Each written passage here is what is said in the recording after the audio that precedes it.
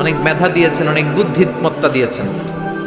উনি ওনার ছেলেকে 10টা উপদেশ দিয়েছেন। এই উপদেশ বাণীগুলো আল্লাহর কাছে এত ভালো লেগেছে, আল্লাহ সরাসরি কোরআনের মধ্যে উপদেশগুলো তুলে ধরেছে। সুবহানাল্লাহ, বাড়িতে যে বলেন প্রজ্ঞার মোড়কে সুসজ্জিত 10টা উপদেশ বাণী, মহামূল্যবান উপদেশ বাণী। এখানে বাবা যারা এসেছেন আপনারা সবাই আপনাদের ছেলেদেরকে এই উপদেশগুলো দিতে হবে। এখন থেকেই তাদেরকে কোরআন শিখাতে হবে। এই জন্য ইসলাম বলে জন্ম নেওয়ার পরে বাচ্চার কানে তুমি আজান দাও। যদিও বাচ্চার উপর এখনো তার আমলনামা শুরু হয় নাই, কিন্তু তার কানের সামনে ইসলামটা তুমি পৌঁছে দাও। এখনো তার নামাজ ফরজ না, রোজা ফরজ না, বড় হয় নাই, আমলনামা শুরু হয় নাই, কিন্তু জন্মের পরেই আজান, কারণ ইসলামটাকে কানের সামনে তুলে ধরো। 7 বছর বয়স হয়েছে, একটা সুন্দর নাম রাখো। সুন্দর নামের দরকার আছে না নাই? এখন সুন্দর নাম রাখতে চায় না। আজকে যার বাসায় খেলাম, ছেলের নাম আল ফারাবি, একজন বড় দার্শনিকের নামে নাম, খুব সুন্দর। এগুলো রাখবেন। লোকমান এই নাম রাখবেন। লোকমান নামটা কেমন লাগে? সুন্দর লাগে তো? এই ভালো ভালো নামগুলো রাখবেন, তাহলে ছেলেগুলোর ভদ্র বানাবে কে? এখন অনেক বাসায় গেলে বাচ্চাদের এমন নাম শোনা যায়, অবাক হয়ে যায়। চাচা গ্রাম থেকে শহরে আসছে ভাতিজার সাথে দেখা করতে, গ্রাম থেকে শাকসবজি নিয়ে আসছে। তো যাওয়ার পরে ভাতিজা নাস্তা দিচ্ছে চাচাকে, চাচা খান। চাচা নাস্তা খায় আর বলে, অনেকদিন পরে আসছি, তোমার নাকি 1 ছেলে 1 মেয়ে, আমার সাথে তো কোনোদিন দেখা হয় নাই, ডাকো না একটু দেখা করি। ভাতিজা ওদেরকে ডাক দিছে, প্রাস পায়া শুই না, চাচা খানা দিয়ে দিছে দৌড়। ভাতিজা বলে, চাচা দৌড়ায়েন না, চাচা আইজো দৌড়, কাইলো দৌড়, জনমের দৌড়। চাচাও দৌড়ায়, ভাতিজাও দৌড়ায়। চাচা কয়, ভাতিজা বয়স আমার 80, আমারে তুই ব্রাশ ফায়ার করিস না। ভাতিজা বলে, চাচা এই ব্রাশ ফায়ার ওই ব্রাশ ফায়ার না, ছেলের নাম ব্রাশ, মেয়ের নাম ফায়ার। বলছে ছেলে মেয়েরে ডাকো, তো ভাতিজা বলছে ব্রাশ ফায়ার। কপাল পোড়া। এরকম নাম আছে না নাই? আহাব্বুল আসমা ইলাল্লাহ আব্দুল্লাহ, আব্দুর রহমান। আল্লাহর কাছে সবচাইতে প্রিয়তম নাম হচ্ছে আব্দুল্লাহ আর হচ্ছে আব্দুর রহমান। সুবহানাল্লাহ পড়েন। এই নামগুলো রাখতে রাজি আছেন তো? আব্দুল্লাহ, আব্দুর রহমান রাখবেন। নবীদের নামে নাম রাখবেন, সাহাবাদের নামে নাম রাখবেন, তাহলে ছেলেগুলো ভদ্র হবে, নামাজি হবে, ঠিক কিনা? সাইয়েদনা লোকমান তার ছেলেকে উপদেশ দিলেন 10টা। জোরে বলেন কয়টা? উপদেশগুলো আল্লাহর কাছে এত ভালো লেগেছে, আল্লাহ সরাসরি কোরআনে যেমন যেমন বাবা উপদেশ দিয়েছিল তেমন তেমন আল্লাহ তুলে ধরেছে। এজন্য সব বাবাদের উচিত ছেলেদেরকে উপদেশ দেয়া। ছেলে যত ছোটই হোক তার কানে আপনি ইসলাম পৌঁছে দেন। জন্মের পরে কানে আজান দেন। বয়স যখন 7 দিন আকিকা দেন। আকিকা অনেকে দেরি করে দেয়, কুরবানির সাথে দেয়, হ্যাঁ আদায় হবে, কিন্তু 7 দিনে দিলে সুন্নাত সম্মত আদায় হবে, ঠিক কিনা? 7 দিনে দিবেন। 7ম দিনে মেয়ে হলে 1টা খাসি, ছেলে হলে 2টা খাসি। বিশ্বনবীর সুন্নাহ নিয়ে আপনি থাকেন, এটার মধ্যে বরকত, রহমত, মার্সি, ব্লেসিং আছে না নাই? 7 দিনের দিন নাম রাখবেন, আকিকা দিবেন, কোরআন শিখাবেন। ছেলে যখন বড় হবে ছেলের হাতে কোরআন তুলে দিবেন, ছেলেটা কোরআন বলা হবে। আর যদি ছেলের হাতের মধ্যে গানের বাদ্যযন্ত্র তুলে দেন, গানকে ভালোবাসবে। আমার বাবার মুখে প্রথম যেদিন শুনেছিলাম গান, সেদিন থেকে গানি জীবন, গানি আমার প্রাণ। আমার মায়ের আদেশ বাবার মতো গাইতে হবে গান, সেদিন থেকে গানি জীবন, গানি আমার প্রাণ। তো গান জীবন প্রাণ তো হইবে। গান শিখাইছেন, কোরআন শিখান নাই, কপাল পোড়া। গান না শিখায়া ছেলেটারে যদি কোরআন শিখাতেন, ছেলেটা বলতো বাবার মুখে প্রথম যেদিন শুনেছি কোরআন, সেদিন থেকে কোরআনি জীবন, কোরআনি আমার প্রাণ, ঠিক কি না? এজন্য জীবনটা শুরু করবেন কোরআন দিয়ে, জীবন শুরু করবেন ইসলাম দিয়ে, তখনই ছেলেগুলো ভদ্র হবে। ছোট্ট অবস্থায় ইসলাম শিখান, ছোট্ট অবস্থায় নামাজ শিখান, নামাজি হবে, বড় হলে হবে না। এজন্য মুরব্বীরা বলে, কাঁচা না নোয়ালে বাঁশ, পাকলে করে সব মুখস্থ। কাঁচা না নোয়ালে বাঁশ, পাকলে করে টাস টাস। আসলে কথাটা ঠিক। কামার যখন কাদামাটি দিয়ে পুতুল বানায়, একই কাদামাটি দিয়ে গ্লাস বানায়, একই কাদামাটি দিয়ে কামার জগ বানায়, যখন এটা কাদামাটি যে কোনো শেপ দেওয়া যায়, যে কোনো স্ট্রাকচার দেওয়া যায়, এইটাকে আগুনে পোড়ানোর পরে যখন লাল হয়ে যায়, শক্ত হয়ে যায়, তখন এটারে শেপ দেওয়া যায় নাকি? কোনো স্ট্রাকচার দেওয়া যায়? কারণ ওই যে নরম অবস্থায় আপনি ঠিক করেন নাই। আমাদের কাছে অনেকে পানি পড়ার জন্য আসে। কি জন্য পানি পড়া? কয় হুজুর পোলা কথা শোনো না। পোলার বয়স কত? কয় 30। আমি কে পানি পড়া না, আমারে বাইটটা মেশিন দিয়ে বাইটটা খাওয়াই দিল, এই পোলা মানুষ হবে না। ঠিক কি না? কারণ সময় মতো নামাজ শিখান নাই। এখন এই ছেলে করবে টেন্ডারবাজি, এই ছেলে করবে চাঁদাবাজি, এই ছেলে হবে বাংলা ভাই, ইংরেজি ভাই, অঙ্ক ভাই, এই ছেলে হবে ডাকাত, এই ছেলে 31st নাইটে মেয়েদের ওন্না ধরে টানাটানি করবে, এই ছেলে ধর্ষণে সেঞ্চুরি করবে, এই ছেলে গাঞ্জার টাকা না পাইলে মায়ের লাথি মাইরা ঘর থেকে তাড়াবে। ছোট্টবেলায় শিখান নাই তো? এজন্য সাইয়েদনা লোকমান ছোট্টবেলা থেকে এই ছেলের জন্য 10টা উপদেশ দিলেন। দুনিয়ার সব বাবাদের উচিত ছেলেদেরকে এই উপদেশ দেয়া। দিতে রাজি আছেন? রাজি আছেন? রাজি আছেন? এই লোকমান ছিল একজন কৃতদাস। লোকমান ছিল একজন নিগ্র লোক, কুচকুচে কালো, ঠোঁটগুলো পুরো, হাতগুলো লম্বা, কুচকুচে কালো। নিগ্র মানুষ আপনারা দেখেছেন কি? যারা হজে গিয়েছেন নিশ্চয়ই দেখেছেন, দেশের বাইরে যারা ভিজিট করেছেন দেখেছেন। আমি প্রথম দেখেছি মিশরে কুচকুচে কালো মানুষ, এর আগে দেখি নাই। লম্বা লম্বা মানুষ।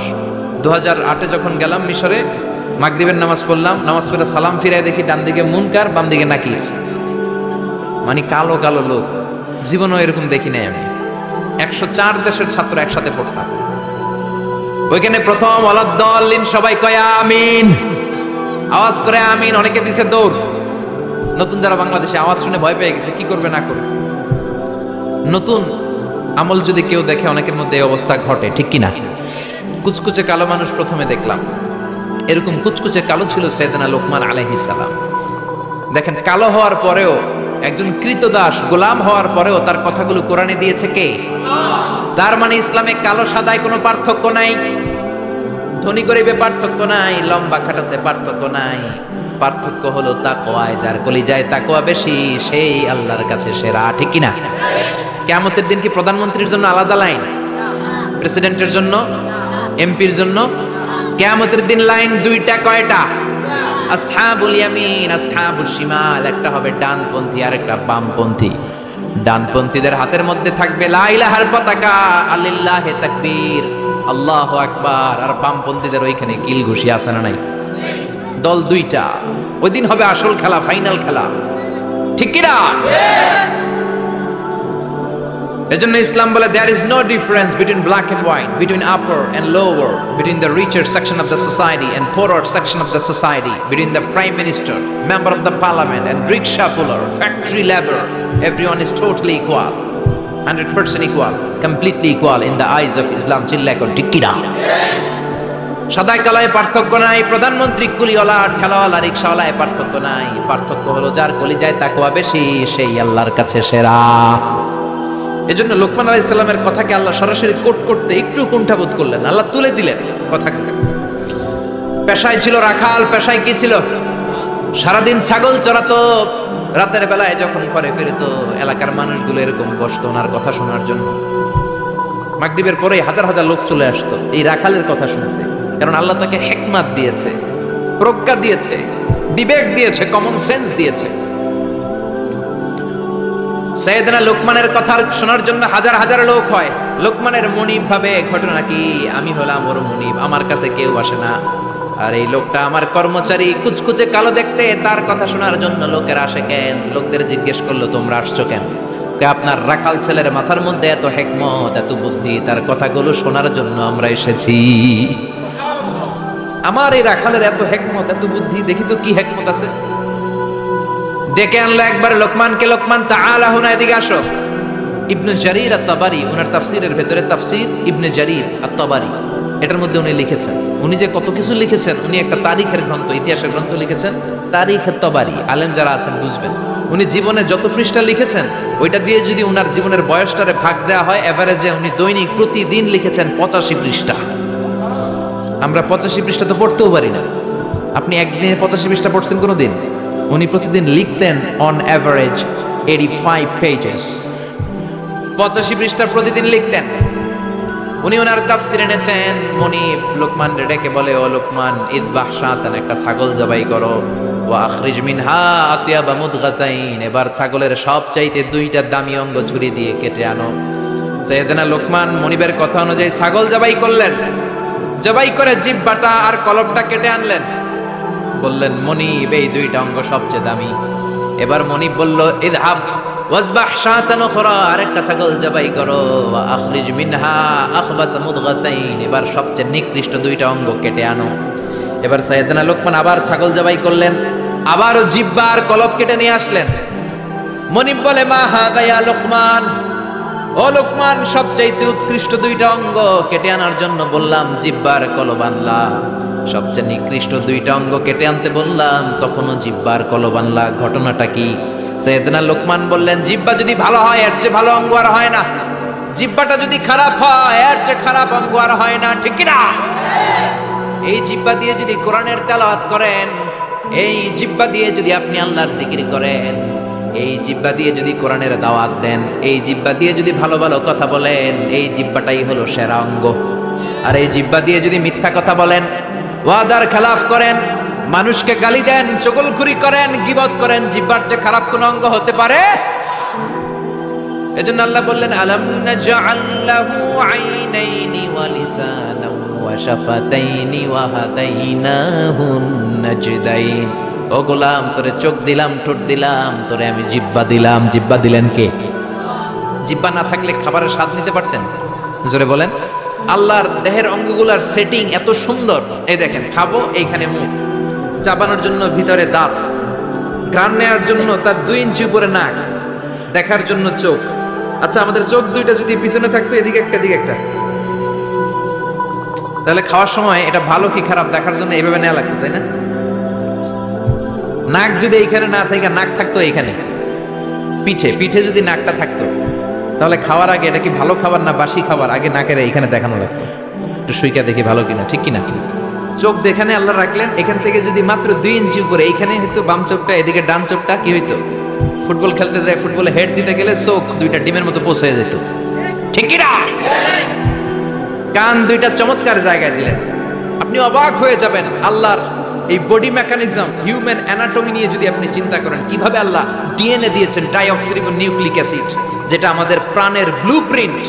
কোটি কোটি ডিএনএ, আমার দাদা, আমার পরদাদা, আমার 14 দাদা, কে কোন ধরনের বৈশিষ্ট্য, ক্যারেক্টারিস্টিক্স, কোয়ালিটি নিয়ে এসেছে, সব ডিএনএ এর মধ্যে আল্লাহ দিয়ে দিয়েছেন। একজনের ডিএনএ এর সাথে আরেকজনের ডিএনএ এর কোনো মিল নাই, সুবহানাল্লাহ। এমন ভাবে সেটিং করেছেন যেটা যেখানে দরকার। খেয়াল করে শুনেন, এই যে কানটা, এই কানটা যদি আল্লাহ এই বগলের নিচে দিত, আর এই ডান কানটা যদি এই বগলের নিচে দিত, আজকে আমার ওয়াজ শোনা লাগতো এইভাবে, ঠিক কিনা? কারণ এইভাবে যদি কান চাপা পড়ে থাকে, কথা শোনা যাবে? সুবহানাল্লাহ কইতে পারলেন না? এই জন্য আল্লাহ বললেন, আলাম নাজআল লাহু আইনাইনি ওয়া লিসানান ওয়া শাফাতাইনি ওয়া হাদাইনাহুন নাজদাইন। তোরে জিহ্বা দিলাম, জিহ্বা দিয়ে স্বাদ নেয়ার সুযোগ দিলাম। আমাদের এই যে জিহ্বা, নরম নরম টিস্যু দিয়ে আল্লাহ এই জিহ্বাটারে বানিয়েছেন। এই জিহ্বার পার স্কয়ার সেন্টিমিটারে টেস্ট বার্ড আছে 84টা। সেই হিসাবে আমাদের পুরো জিহ্বা দিয়ে আমরা কয়েক হাজার ধরনের খাদ্যের স্বাদ আস্বাদন করতে পারি। কোন সুবহানাল্লাহ। এত নরম অঙ্গ দেহের আর দ্বিতীয়টা নাই। একটা চুল যদি জিহ্বার মধ্যে পড়ে যায়, সেটাও টের পাওয়া যায়, জোরে কোন ঠিক কিনা? এজন্য রব্বুল আলামিন সাইয়েদনা মুসারে ডেকে বললেন, ও মুসা, তোর মেজাজ দিয়েছি গরম, কিন্তু জিহ্বা দিয়েছি নরম। ফেরাউনের কাছে যখন দাওয়াত নিয়ে যাবা, গরম মেজাজটা নিয়ে যেও না, নরম জিহ্বাটা দিয়ে নরম নরম ভাষায় দাওয়াত দিবা। ফাকুলা লাহু কাওলান লাইনান লাআল্লাহু ইয়াতাযাক্কারু আও ইয়াখশা। ও মুসা, তুমি আর তোমার ভাই হারুন ফেরাউনের কাছে যখন যাবা, মেজাজ গরম দেখায় না। মেজাজ দিছি গরম, কিন্তু জিহ্বা দিছি নরম। নরম জিহ্বা দিয়ে নরম ভাষায় দাওয়াত দিবা, হয়তো ফেরাউনের কপালে খুলে যেতে পারে, ঠিক কি না? এজন্য লোকমান জিহ্বা কেটে এনে বলল, জিহ্বাটা সবচেয়ে ভালো, আবার সবচেয়ে খারাপ।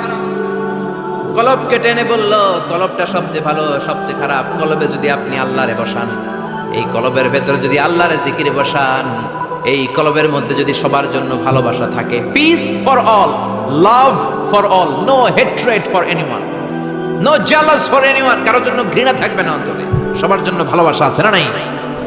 এই অন্তরে যদি সবার জন্য ভালোবাসা পুষে রাখেন, আল্লাহর জিকির দিয়ে যদি অন্তরটারে সমৃদ্ধ করেন, কলবের চাইতে দামি কোনো অঙ্গ আছে নাকি? এজন্য আল্লাহ বললেন, আলা বিযিকিরিল্লাহি তাতমাইন্নুল কুলুব। দুনিয়ার কোন জিনিস দিয়ে কলব ঠান্ডা হয় না একমাত্র জিকির ছাড়া। লা ইলাহা লা ইলাহা ইল্লাল্লাহু মুহাম্মাদুর রাসূলুল্লাহ সাল্লাল্লাহু। এইজন্য এই কলবে জিকির করতে হবে, কলবের মধ্যে আল্লাহকে স্থান দিতে হবে। কলব পরিষ্কার হয় জিকির দিয়া। অনেকে বলে আমরা জিকির করি না, কলবে আয়না বসাই। কি বসাই? আয়না বসাইয়া দে মোর কলবের ভিতর। বাবারে, আছে না নাই? আসলে আয়না আছে নাকি কলবে? বাবার কলবেই নাই, তোমার কলবে থাকবে কেমনে? আয়না টায়না কিছু না, কলবের ভেতরে জিকির থাকবে কার? লোকমান বলল, সবচেয়ে দামি অঙ্গ জিহ্বা, সবচেয়ে নিকৃষ্ট অঙ্গ জিহ্বা, সবচেয়ে দামি অঙ্গ কলব, সবচেয়ে নিকৃষ্ট অঙ্গ কলব। মনিব তো বলে, তাই তো, লোকমানের তো আসলেই অনেক জ্ঞান। মনিব বলে, যা লোকমান, আর আমার রাখালগিরি করার দরকার নাই, তোরে আমি আজাদ করে দিলাম। দিন রাত, সারাদিন সারাক্ষণ মানুষকে তোর জ্ঞান বিলিয়ে বিলিয়ে মানুষকে তুই আলোকিত করে দে। সুবহানাল্লাহ। বাড়িতে যে বললেন, এজন্য আল্লাহ বললেন, ওয়ালাকাদ আতাইনা লুকমানাল হিকমাতা আনিশকুর লিল্লাহ ওয়া মান ইয়াশকুর ফাইন্নামা ইয়াশকুরু লিনাফসিহি ওয়া মান কাফারা ফাইন্নাল্লাহা গনিয়্যুন হামিদ। পড়েন সুবহানাল্লাহ। আল্লাহ বললেন, আমি লোকমানরে হিকমত দিয়েছি। কি দিয়েছি? কথা বলেন। হিকমত শব্দটার সাথে আপনারা পরিচিত না? আমরা কিন্তু বলি, এই কথা বলার সময় হিকমত খাটায় বলবি। বলি না, বলি না, বলি না। হিকমত হলো কেমন করে কথা বলতে হয়, কিভাবে বলতে হয়, কোন জায়গায় কোনটা বলতে হয়, এটার নাম হলো হিকমত। নলেজ আর common sense is equal to wisdom. প্রজ্ঞা। হিকমতের বাংলা হচ্ছে প্রজ্ঞা, ইংরেজি হচ্ছে উইজডম। আপনার যে জ্ঞান আছে, জ্ঞানের সাথে যদি কমন সেন্সটারে কাজে লাগান, ওইটাই প্রজ্ঞা। তখনই আপনি ওয়াইজ ম্যান হয়ে যাবেন, ঠিক না? আপনার জ্ঞান আছে নামাজ পড়া ফরজ, নামাজ পড়লে জান্নাতি হওয়া যায়, এটা কিন্তু হিকমত না, এটা হলো জ্ঞান, নলেজ। এবার কেমন করে রুকু করবেন, কেমন করে সিজদা করবেন, কেমন করে নামাজ পড়বেন, এটা জানার নাম হলো হিকমত। তার মানে জ্ঞানকে প্রয়োগ করার কৌশল হচ্ছে হিকমত। জ্ঞান প্রয়োগের বাস্তব কলা কৌশল, মেকানিজম জানার নাম হচ্ছে হিকমত। এইজন্য যারা কোরআনের দাওয়াত দেয়, যারা মুফাসসিরে কোরআন, যারা খাতিব, যারা ইমাম সাহেব, আল্লাহ তাদেরকে বললেন দাওয়াত দেওয়ার সময় হিকমতের সাথে দিবা। উদউ ইলা সাবিলি রাব্বিকা বিল হিকমাতি ওয়াল মাউইযাতিল হাসানাতি ওয়াজাদিলহুম বিল্লাতী হিয়া আহসান। উদউ ইলা সাবিলি রাব্বিকা, আল্লাহর রাস্তায় দাওয়াত দাও। কিভাবে দিবা? বিল হিকমা, হিকমতের সাথে দিবা। হিকমত আল্লাহ সবারে দেয় না। ইউতিল হিকমাতা মান ইয়াশা ওয়া মান ইউতাল হিকমাতা ফাকাদ উতিয়া খায়রান কাসীরা। আল্লাহ হিকমত দেন, কিন্তু সবাইরে নয়, যারে দেন তার কপাল রে উজালা করে দেন। হিকমতের আরেক অর্থ সুন্নাহ। বিশ্বনবী ইউআল্লিমুহুমুল কিতাব ওয়াল হিকমা, কিতাব শিখাবে আর বিশ্বনবীর সুন্নাত শিখাবে। এই সব হিকমত আল্লাহ লোকমানকে দিয়েছেন। এজন্য রব্বুল আলামিন আমাদেরকেও হিকমত দেখ। আমরা চাই কি চাই না? চাই কি চাই না? সবাই পড়েন, আল্লাহুম্মা উরযুকনা আল হিকমা। ও আল্লাহ, আপনি আমাদেরকে হিকমত দেন। পড়েন আমিন। আমি লোকমানকে হিকমত দিয়েছি আর বলেছি, আনিশকুর লিল্লাহি ওয়া মান ইয়াশকুরু ফাইন্নামা ইয়াশকুরু লিনাফসি। হিকমত দিয়ে আমি লোকমান রে বললাম, ও লোকমান, আনিশকুর লিল্লাহ, শুকরিয়া করবা কার? জোরে বলেন, কার? আল্লাহর শুকরিয়া করবা, কারণ শুকরিয়া করলে নেয়ামত বাড়ায় দেয় কে? শুকরিয়া না করলে নেয়ামত কেড়ে নেয় কে? লা ইন শাকারতুম লা আযীদান্নাকুম ওয়া লা ইন কাফারতুম ইন্না আযাবি লাশাদীদ। ও বান্দা, যদি আমার নেয়ামতের শুকরিয়া করো, এই যে ভাত খাও, এই যে মাছ খাও, গোশত খাও, এই যে বাতাস, নাক দিয়ে বাতাস নাও, এই যে প্রাণ ভরে তুমি পানি খাও, এই যে আমি নেয়ামত দিয়েছি, নেয়ামতগুলোর শুকরিয়া যদি করো, নেয়ামত বাড়ায় দিবে কে? আর যদি নাশুকরি করো জেনে রাখো আমার আযাব বড় কঠিন। ইন্না বাতশা রাব্বিকা লাশাদীদ, আমার পাকড়াও বড় কঠিন। আমি আল্লাহ সব সময় ধরি না, কিন্তু যখন ধরি তখন ধরে ধরে ধরে না ধরলে আল্লাহ, জোরে বলেন, ধরে ধরে ধরে না ধরলে আল্লাহ। সব সময় ধরি না, কিন্তু ধরলে সারি না। ফেরাউন রে ধরে না কিন্তু যখন ধরছে তখন আর, নমরুদ রে ধরে না কিন্তু যখন ধরছে মশার কামড় দিয়ে দুনিয়া থেকে শেষ। ফেরাউনকে সাগরের মধ্যে সুবানি খাওয়াইছে কে? আব্রাহার বাহিনীকে আবাবিল দিয়ে ধ্বংস করলো কে? আবার কাবা ভাঙতে এলে পাঠাও আবাবিল, দাও খোদা দাও আমায় আবার উমর দারাজ দিল। আল্লাহু আকবার।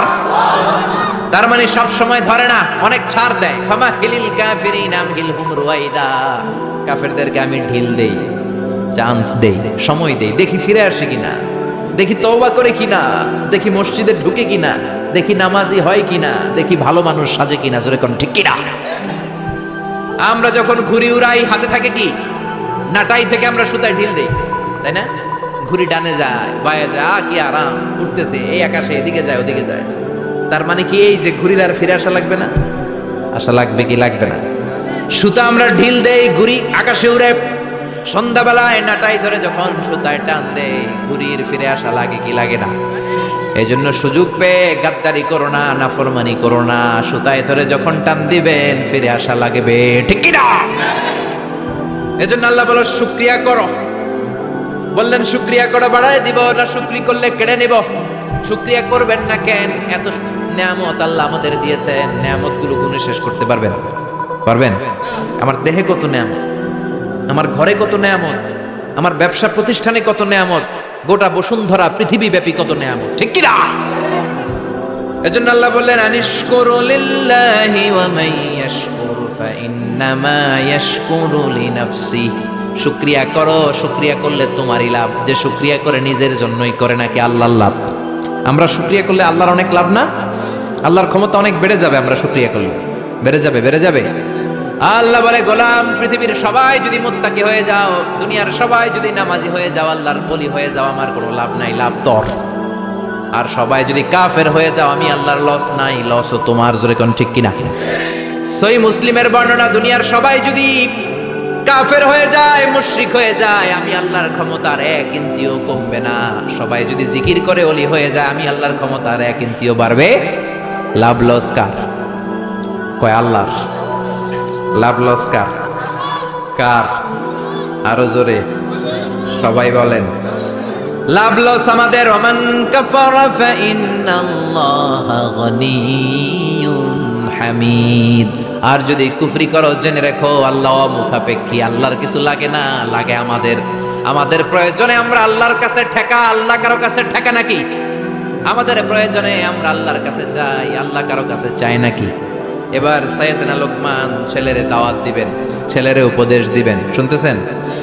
আল্লাহ বলেন ওয়াইয ক্বালা লুকমানু লিবনিহি ওয়া হুয়া ইয়াইদুহু ইয়া বুনাইয়া লা তুশরিক বিল্লাহ ইন্নাশ শিরকা লাযুলমুন আযীম। শুরু করলেন উপদেশ। ও নবী, স্মরণ করুন এই সময়ের কথা যখন লোকমান তার ছেলেকে উপদেশ দিচ্ছে। এজন্য ছেলেরে নসিহত করবেন, উপদেশ দিবেন। বিবিকে নসিহত করবেন। কোরআনে আল্লাহ বলেছে ফাইদুহুন্না, বিবিরে ওয়াজ করো। আমরা ওয়াজ করতে চাই না, ফ্যামিলি মিটিং নাই, ছেলেদেরকে আমরা কিছু বলি না, ছেলেদেরকে উপদেশ দিবেন। লোকমান বলল ইয়া বুনাইয়া, ও আমার বাজান, ও আমার কলিজার টুকরা সন্তান। আদর করে বলবেন, ধমক দিবেন না, এই হারামজাদা, গোলামের পোলা গোলাম, নামাজ পড়স না, আজকে তোর একদিন কি আমার একদিন। পোলাই কেবল ঠিক আছে, আজকে আমনের একদিন, আরেকদিন আমার, ঠিক কিনা? কাজ হবে না। নরম ভাষায় দরদ নিয়ে বলবেন। হৃদয় নিংড়ানো দরদ নিয়ে কোনো কথা বললে ওই কথাটা আরেকজনের হৃদয় স্পর্শ করে, ঠিক কিনা?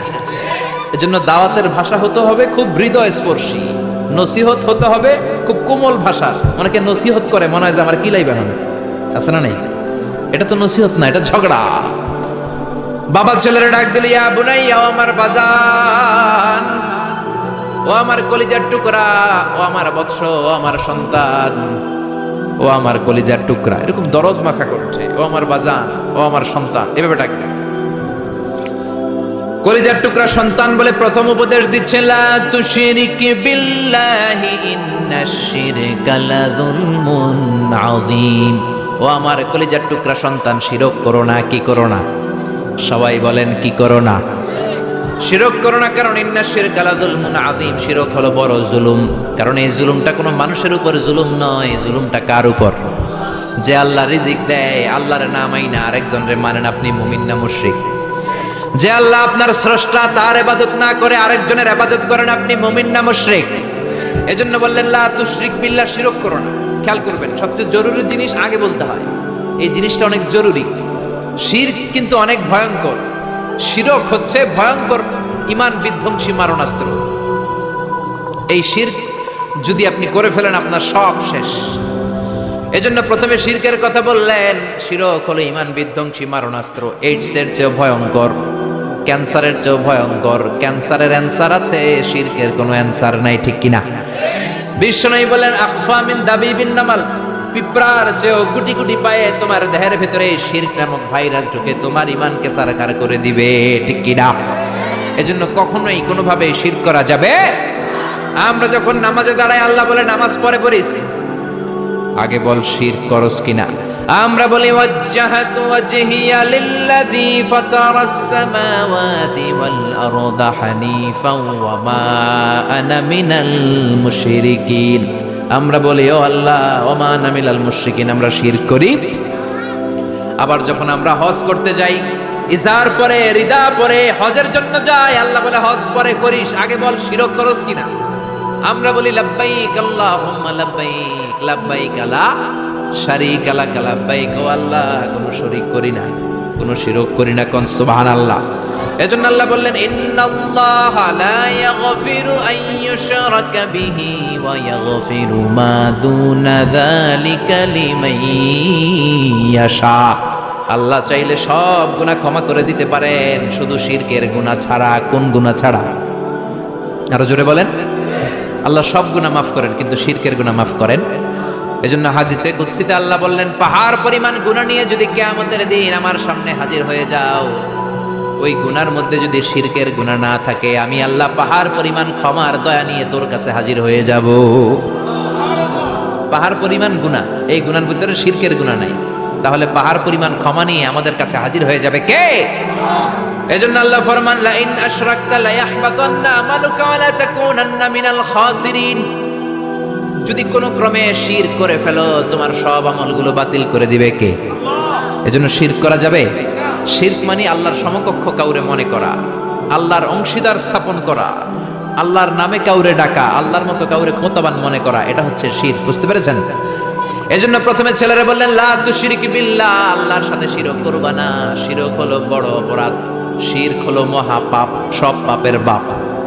এটা হচ্ছে শিরক। এটা কি? শিরক করা যাবে? শিরক তিন ধরনের। কথাগুলো কঠিন, সহজে বুঝালে বুঝবেন। সহজ করে কইতে আমায় কহজে, সহজ করে যায় না কওয়া সহজে। সহজ করে বুঝাচ্ছি, কিন্তু মনোযোগ দিয়ে শুনতে হবে। শুনতেছেন তো? তিন প্রকার। প্রথমে শিরক দুই প্রকার, শিরকে আকবার, শিরকে আসগার। শিরকে আকবার মানে বড় শিরক, এই শিরক করলে আপনি মুশরিক। আবার নতুন করে কালিমা পড়তে হবে। এটা তিন ধরনের। শিরকের রুবুবিয়্যা, রব হিসাবে মানতে হবে একজনকে। তিনি কে? আল্লাহর ছাড়া যদি অন্য কাউরে রব মানেন, আপনি মুমিন না মুশরিক?